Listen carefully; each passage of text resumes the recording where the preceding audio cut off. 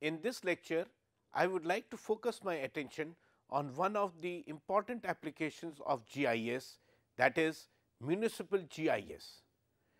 Municipal GIS deals with various activities related to a city area for identifying properties and its taxation and infrastructure, etc. Municipal GIS contains information about zoning, properties, roads, schools and parks.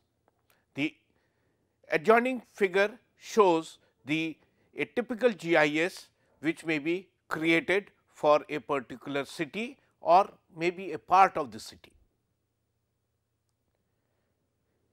Property mapping is a very important aspect, because this is the revenue earning source for any municipality.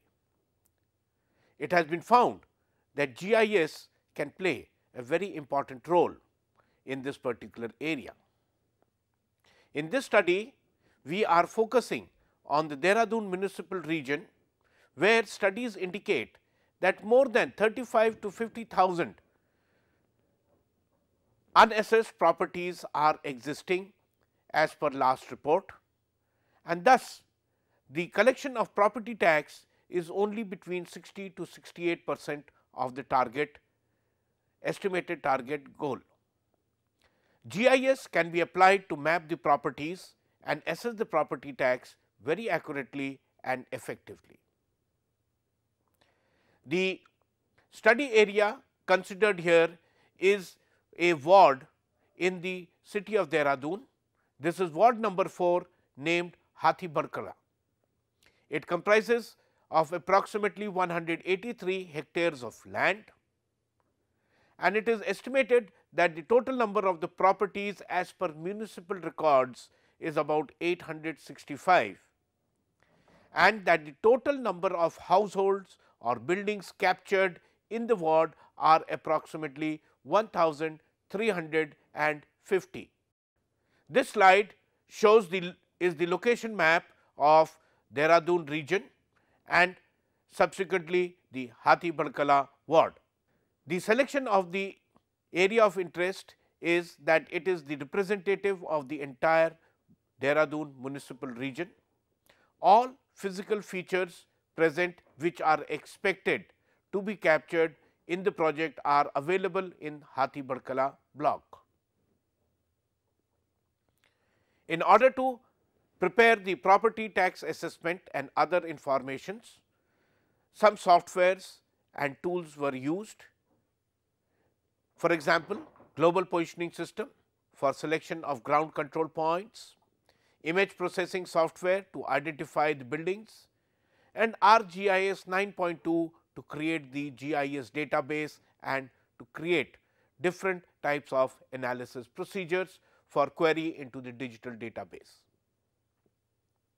First of all, the satellite data had to be procured for this particular area, because the existing topographical map or other informations were not very updated, and thus it was felt that in order to have proper identification of all the buildings and their locations into the GIS database, satellite data of very high resolution content must be used, and hence the data sets which were freely available on Google Earth were downloaded as tiles through an internal developed utility program, and then these tiles were mosaicked for georeferencing.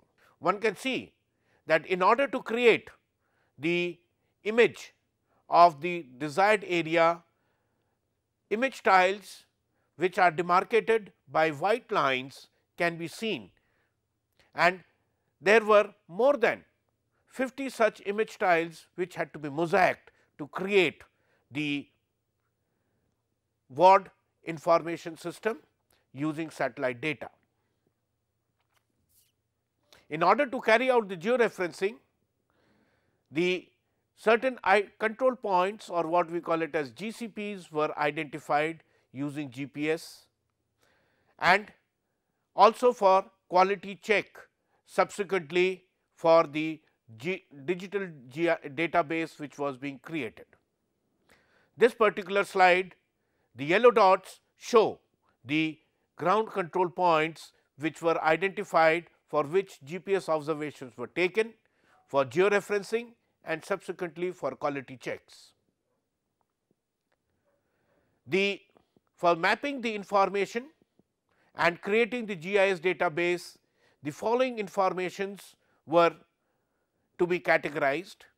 First of all, the administrative boundary of the ward was digitized, and based on that, the different types of buildings and activities in the ward were identified to be as residential buildings, commercial buildings, mixed built up area, public and semi-public structures, public utility buildings, recreational spots, religious structures, slums, roads, canals, rivers and other important landmarks. Similarly, there were other type of informations which were to be collected, and this was called as the secondary data collection. The secondary data collection includes information like the name of the owner, tenants if there are any, and the area occupied by each category of people. Well, this was one of the most challenging tasks. Data related to property assessment values were also collected after lot of persuasion with the government authorities. In order to provide a distinct characterization to the informations being created, the following attributes were defined for each of the building which was being captured. First is the name, its address information, location coordinates, owner name, floor wise area and tax assessment information if available. Now, we come to the different types of categorizations of buildings which were identified. First is the residential buildings, and this would be categorized into two categories, flats and apartments. This slide shows the map of the residential buildings as they are digitized and captured from the satellite data.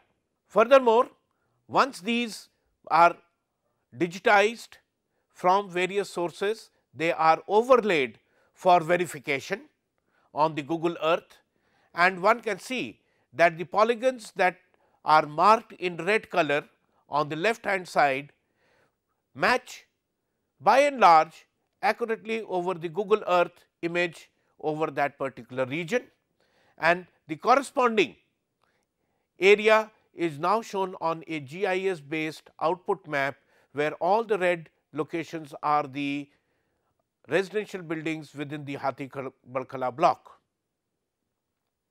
It was also found that when the informations were being captured, there were multiple structures which were there. That is, within one block of building, there were different ownerships or different buildings which were there of multiple characteristics. So, they need to be identified properly, like in terms of the colonies which are there. Some of the buildings may be one story, some may be double stories, some may be multiple stories. So, there were multiple structures which were there. So, these were also captured and stored into the GIS database.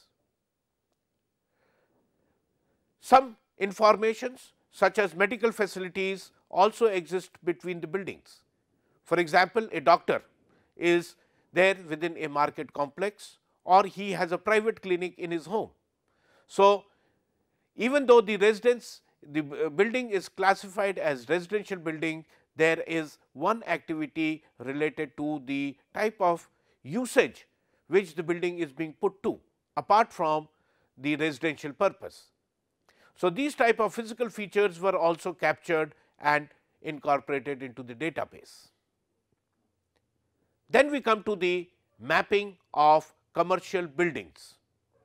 Well, these type commercial buildings will generally take into consideration retail and general business, hotels, community centers and registered parking areas. This shows some of the commercial buildings which have been acquired, for example, the hotels, the business centers, and one can see the color with which they have been identified, so as to provide a distinct information set, so that they can be subsequently used independently of their characterization. This also provides another view of the commercial buildings, wherein we are looking at these buildings which are there within this particular region. For example, a hotel Ekta which is there, and it is a very big complex which can be seen there. Then the next type of information was mixed built up area, that is residential plus and commercial structures. Many times it is found that on the ground floor it is being used as a shopping complex or a shopping center, or there are strings of shops which are there and residential occupancy on the first floor. Now, this is what is mixed built up area and is of importance to be categorized differently when the property tax assessments have to be carried out. So, this shows the some of the mixed built up areas, wherein one would find the shopping centers, the residential and the commercial buildings all existing at one location. Then the government buildings. So, the government buildings normally in residential sectors, government provides multiple story flat system of houses with multiple people staying or multiple occupancy. So, these have to be also categorized in a very different manner. Then public and semi-public buildings. These include educational institutes such as schools, colleges, technical institutes, vocational training institutes, health services, government and semi-government offices, police station, post office, etc. So, this particular slide shows the locations of different types of public and semi-public buildings which are there. Here the location of schools and training institutes have been identified in the database which has been created. Similarly, the locations of schools or private clinics of doctors, they are also been highlighted under public and semi-public buildings. When we find that some of the informations, when they are being acquired, they have different levels. For example, in a school, one block may be dedicated to primary section, the second block may be dedicated to the secondary school, and the third block may be dedicated to the high school. However, when the information is being acquired, it is being acquired as a school, but different buildings have different purposes. So, they have to be also categorized and the information acquired. Similarly, in government offices, there can be different buildings wherein people of different positions may be sitting in different blocks within a particular office. So, they need to be identified very critically and separately, so that when the assessment is being done, the assessment does not suffer from impropriety of information. Then we have the next category of information, and that is public utilities. The public utilities will consist of electrical substation, pump house, water tanks, public toilets, and the attributes to these public utilities could be the name of the building, the address information, location coordinates and floor wise area. This particular slide shows the location of some of the public utilities which could be there, such as pump house or electrical substation. Then comes the next type of activity, and that is recreational based buildings or the areas, parks, playground and or stadium, swimming pool, clubs and other types of recreational activities such as cinema house or malls, which could be located within the commercial sector also. Here again, the attributes to these type of buildings would be the name, its address, its location and floor wise area. So, this particular slide, it shows the recreational buildings within the ward area like swimming pool or the other type of structures which could be there could be pertaining to religion. So, temples, church, mosque, gurdwaras have to be identified separately with the same type of attributes, that is what is the name, the address information, the location coordinates and floor wise area. Another important type of area usage within cities is the slums, and they need to be again categorized.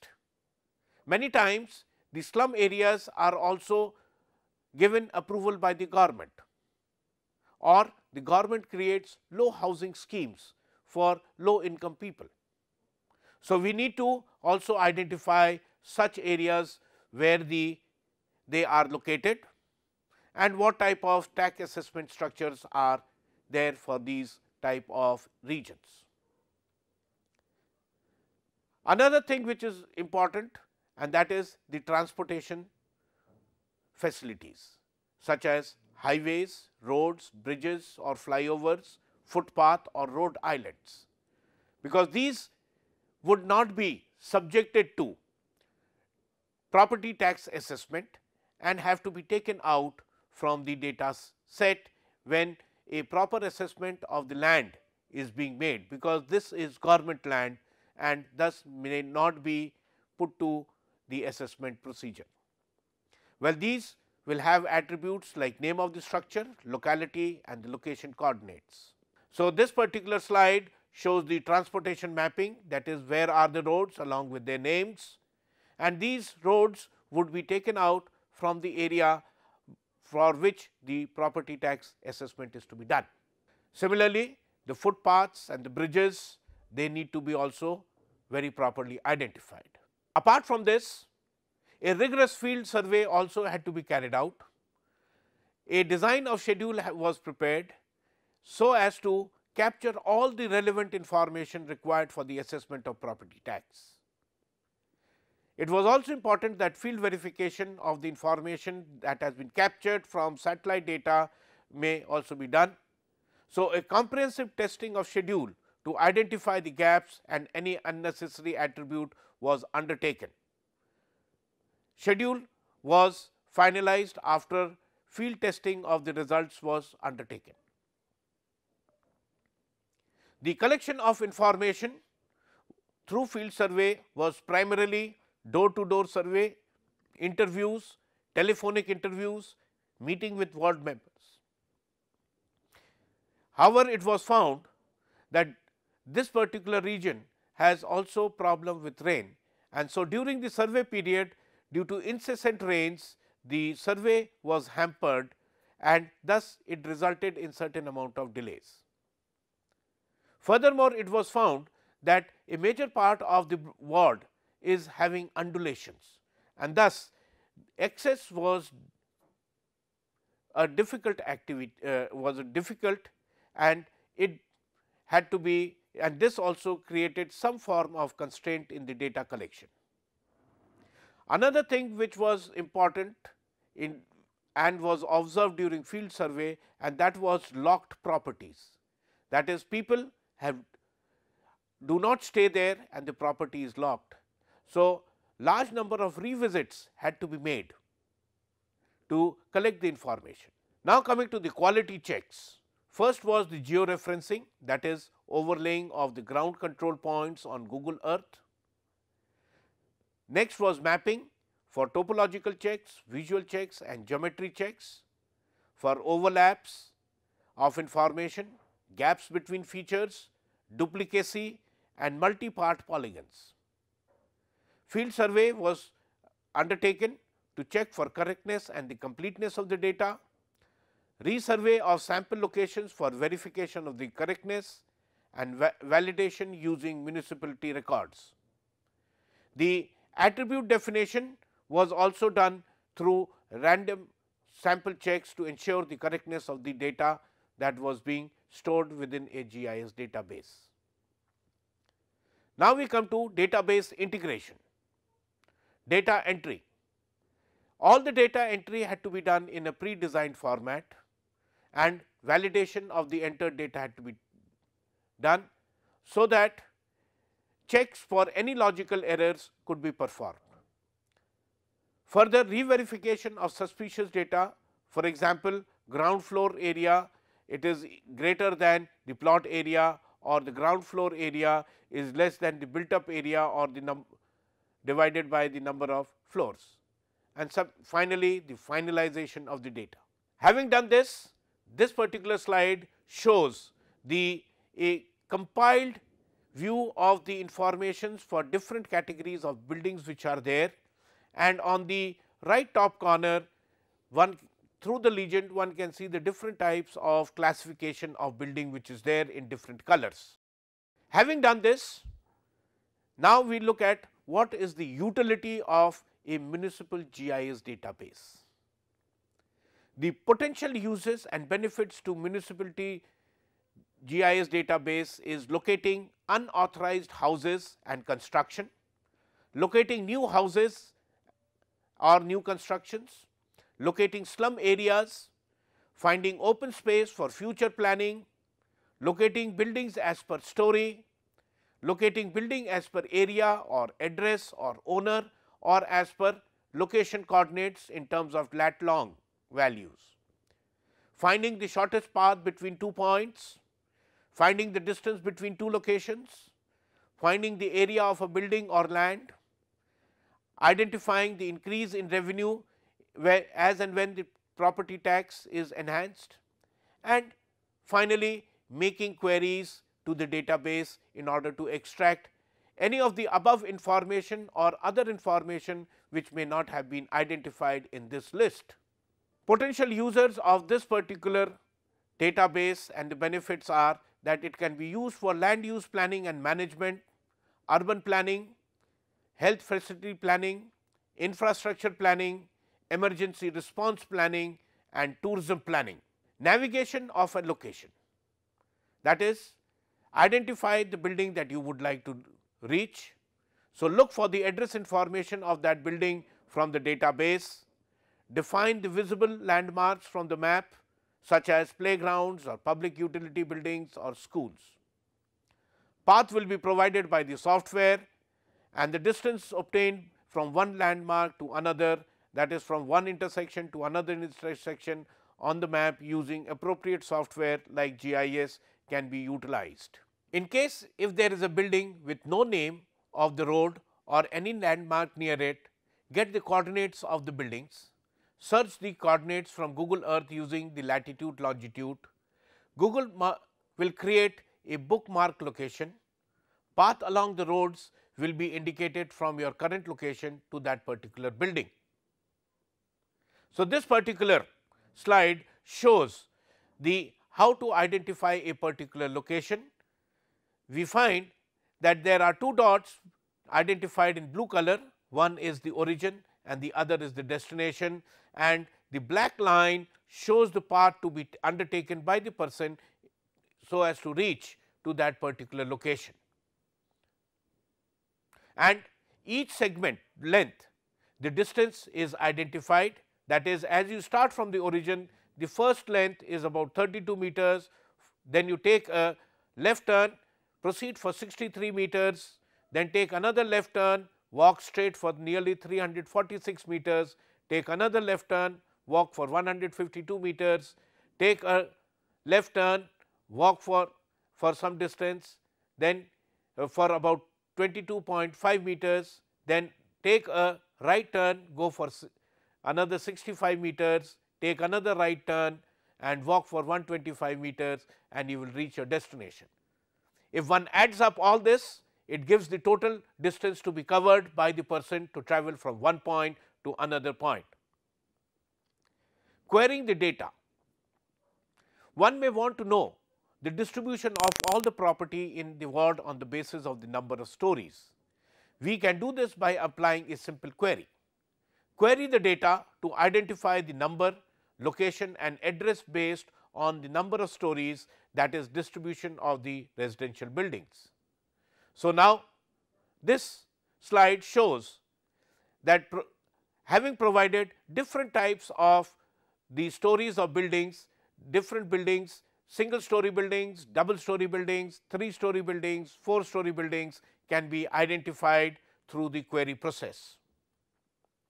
Similarly, queries can be made on the basis of the distribution based on the area of the buildings, and one can see that how we can identify all buildings which are having less than 1000 square feet or buildings having area between 1000 to 2000 square feet or buildings having area more than 2000 square feet.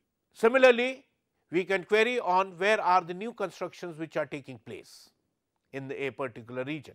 Similarly, if we would like to find out as to who are the people or from which building we are getting money or who are the taxpayers, it is also possible to provide that sort of information. All those buildings which are shown in light yellow color are the buildings where taxpayers are located, and all those buildings where it is shown as orange, these are non-taxpayers, and thus it is very easy to now to identify for the tax collector as to which building he should actually go and where they are located and how to reach to these points, because the connectivity of these buildings via the road system is now. Many times it is necessary that certain developmental activities require acquisition of existing land. For example, I want to widen a existing road. Now, this road is to be widened by about 60 meters from the center line on both the sides. The existing road may be only 20 meters wide.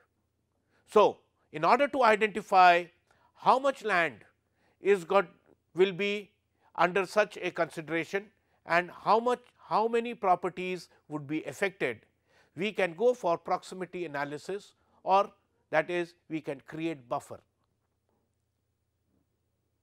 With this particular database now available, certain analyses were carried out and certain facts and figures came into light. It was found that the total number of properties as per municipal records were 865. The total number of households or building captured in the ward are approximately 1350. A new revelation which was made from the data set was that within this block there are 51 new constructions which are there, which means there was a increase in the total number of buildings by about 41%. The total area that can be now brought under the tax net for this whole ward is of the order of about 2.09 million square feet. The total area presently under the tax net is of the order of 1.36 million square feet, which means that there can be a total increase of area under the tax net which is of the order of 54%. The total assessment of tax as per municipal record is around rupees 9.5 lakhs, but with the captured data information now created within the GIS, this could be of the order of 14.65 lakhs, again a percentage increase in tax assessment of the order of 54%.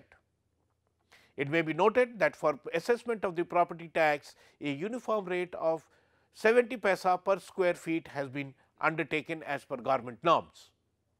Now, we can visualize the distribution of various features which are there in the project, and we can see that 36% of the ward is under residential area, 7% is under public and semi-public, 6% is under transportation, 4% is the slum area, 4% is commercial, 4% is other areas, and 39% of the ward area is vacant. Now, this is a substantial area and could be utilized in the future for developmental activities. So, this table now shows the distribution of the property taxpayers as per the different types of structures which are there, and what we find is that about 71% of the property which is there, they do not pay tax. It is only 29% who are paying the tax, and this is a substantial loss of revenue to the government. Furthermore, we can also make an assessment of the distribution of the newly or extended properties, and it can be found that about 30% of the properties as per record have undergone extension, while there has been 5% new construction which is there, which means about 35% of the area is not being subjected to taxation.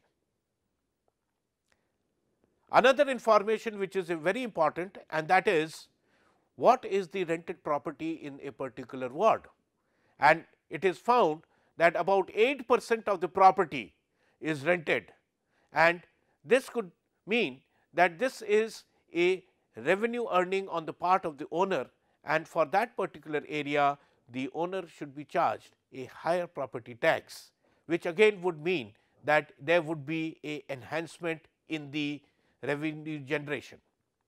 Interesting to note is that in the residential region about 23% of the property is rented area.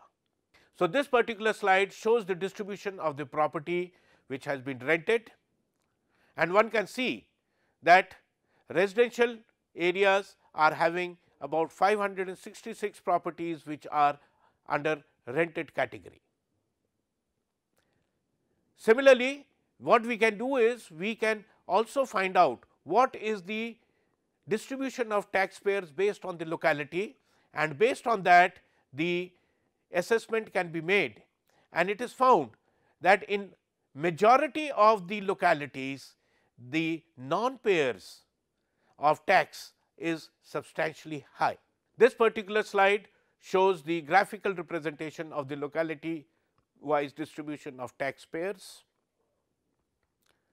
So, based on this we can now make an assessment of the property tax. The current assessment of the property tax is of the order of about nearly the individual residential units value which is there is about 2.5 million, whereas the assessment in terms of Indian rupees comes out to be 284 lakhs of rupees, thousands of rupees. So, similarly, when this is reviewed against the study that has been performed, it is found that against 284,000 rupees, the actual assessment of the tax is nearly 1.1 million rupees, which means a substantial rise of the order of 300% in terms of revenue generation for the municipality.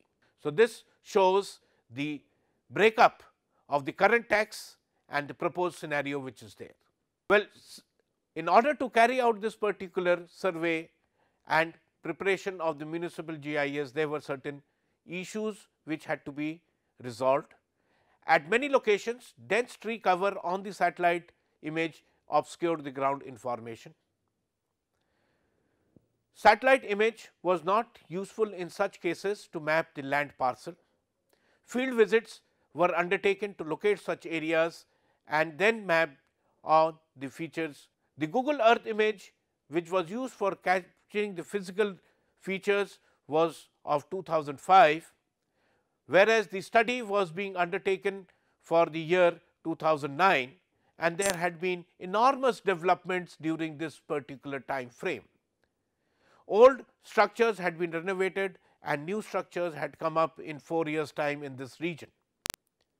There are large number of vacant plots which have been captured, and the name of the owner is provided in the database through field investigation, which is not available with the municipality currently. Similarly, multiple family dwellings was also resolved by assigning a group building ID to each MFD building, and the details of each dwelling within the large building area is provided through a separate Excel sheet, which is linked to the feature using the building group ID. Related to survey data capture, specifically in terms of the tenants residing in the buildings were not able to provide accurate information about the building. Owners were contacted telephonically, and in case the owner was not available, the members of the society or resident welfare society and ward members were contacted. The residents of the area were hesitant in divulging the details of the area of the property. The municipal records provided belong to the year 2006. However, a large number of changes were observed in the cases in the field in terms of the name of the owner. In such cases, we maintained the database as per the municipal data. In my next lecture, I shall now discuss the role of remote sensing in assessing reservoir sedimentation. Thank you.